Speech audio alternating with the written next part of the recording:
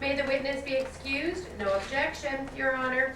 No objection. Ray Rich. Mr. Rich, would you step over here and raise your right hand to be sworn, please? Have a seat and state your name. And state your full name and spell your last, Raymond Roy Rich Jr., R-I-C-H. Thank you. Your Honor, this witness will testify to counts 8, 9, 10, 11, and 12. Thank you. Mr. Rich, where are you employed? In Covina, 145 East Roland Avenue. Are you self-employed? Yes, sir. Do you have a parking lot at your premises? Correct.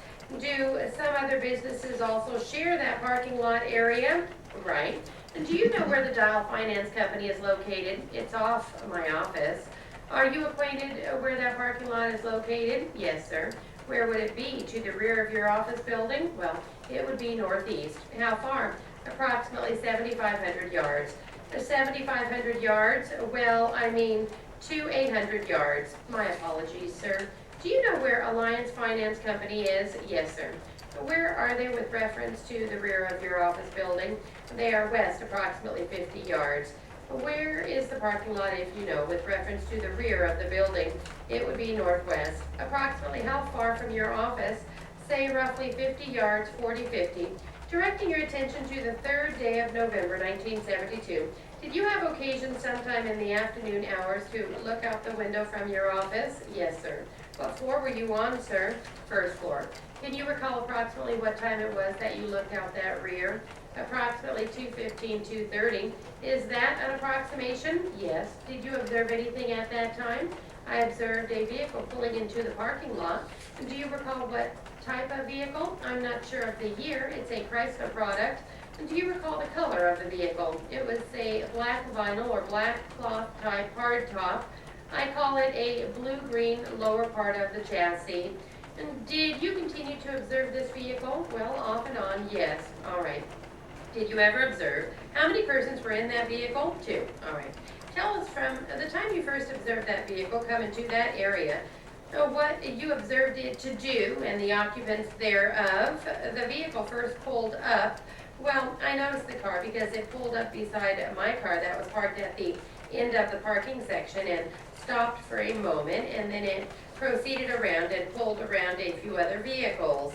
It pulled into a parking slot and then backed out, and it came down the aisle and then pulled in by my office. All right. And the engine was running. I was still working, typing, and the fact that the engine was continuously running, I don't know. I became a little more interested in it than I normally would have been. You mean after the car stopped or came to a parked position, the engine continued to run? Right. Did you observe at that time as to how many occupants there were? There were 2 occupants that pulled up in the car as the car stopped. Did you observe anybody get out of the car? No, sir. All right. Now, the vehicle was parked and the engine was running. And what did you see happen? Well, when I was in the one office, it pulled just out of my vision. You mean after it stopped and parked, pulled around and pulled up and went out of my vision. Then I was working. I continued to hear the engine running, but I also have another office, so I was in that office coming back and forth, and I noticed at that time there was only one person in the vehicle. Where was the person seated in the driver's side? Had you previously noted anybody seated in the passenger side? Only when they entered the parking lot.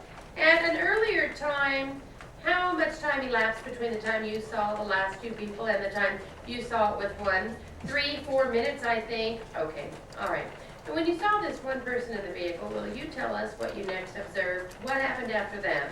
I was in the other office when the vehicle was facing the window, and there's a window on the side. It's a corner office, and a pickup truck drove up beside to dump some trash into a barrel. Beside what, sir? Beside the building. All right. And the green vehicle, or the blue-green vehicle, pulled back into the lane of parking, and then when the pickup truck, after it dumped its load, moved on, this car pulled back in where it had been parked. Had this pickup truck, rubbish truck, gone to the rear of this vehicle that was not parked, had it not backed up? Objection. That calls for a conclusion. At the first aid booth or shack? Just talking. I didn't speak with him. Did you talk to his wife? Did you meet her there? No, I didn't see his wife at the time. or his children? I didn't see his, I saw his little girl. Do you remember how he was dressed at the time? No, I don't remember. Do you remember if he had on his ski patrol parka I don't remember. or his first aid belt? I don't remember that either. Did you see him again at any time that day before his accident? No. What was the first you knew about the accident? When I got to the top of number 2 chairlift, I don't know who, but somebody yelled at me that a patrolman had either been hurt or killed on top of number 1 lift. Where had you been just before going to the top of the number 2 lift? On my way from number 1 midway to number 2 midway. How did you get from number 1 midway to number 2 midway? Ski. Is that kind of cross-country? Yes. About how far is it between these two stations? Oh, it would be close to 110 feet. Was there some particular reason why you left the number 1 chairlift midway control or station where you were to go over to the midway point on the number 2 chairlift? The man I was relieving had come back to midway number 1, and I liked number 2 chair better. Who were you relieving? What was his name? I don't know his name. He was a new face as far as I was concerned. I only seen him once before that, and that's when I boarded the chairlift. One thing I would like to say, going back, I remember you said too